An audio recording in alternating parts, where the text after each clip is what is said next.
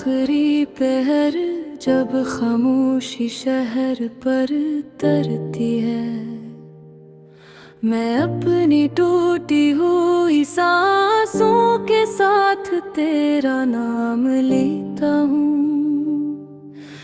खिड़की से आती ठंडी हवा तेरे लम्स का वो हम दिलाती है, और मेरी पलकों पर एक नई अदासी जन्म लेती है।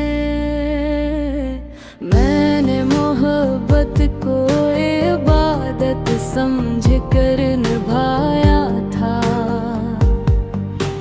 हर दुआ में तेरा नाम चिराग किलो की तरह जलाया था। लेकिन किस्मत ने मेरी हथेली से वो रोशनी छीन ली, और मुझे अंधेरों के सपर्द कर दिया। लोग कहते हैं कि वक्त हर दर्द का इलाज है, मगर मेरे दिल का जख्म हर गुजरते दिन के साथ और गहरा होता गया। तेरी उड़ता मौसम कभी खत्म नहीं हवा, हर सुबह हर शाम हर रात तेरे इंतजार में ढलती रही।